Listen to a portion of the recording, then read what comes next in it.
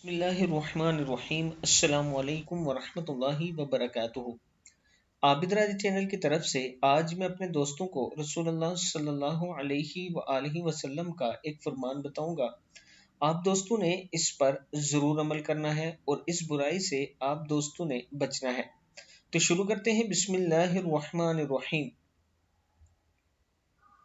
رسول اللہ صلی اللہ علیہ وآلہ وسلم نے ارشاد فرمایا، 3 لوگوں کی عبادت بے سود ہے۔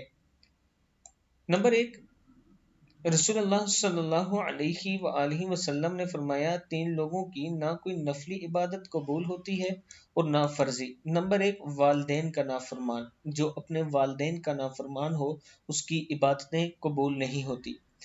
نمبر 2، احسان جتلانے والا۔ کسی پر احسان کیا، کسی کی مدد کی اور پھر آپ احسان جتلانے لگے، ایسے شخص کی بھی عبادت قبول نہیں ہوتی۔ اور تقدیر کا انکار کرنے والا،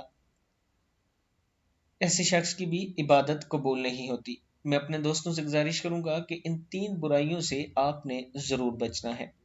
یہ رسول اللہ صلی اللہ علیہ وآلہ وسلم کا فرمان آپ دوستوں تک پہنچ چکا ہے۔ اب اس پر عمل کرنا آپ پر فرض ہے۔ السلام علیکم ورحمۃ اللہ وبرکاتہ۔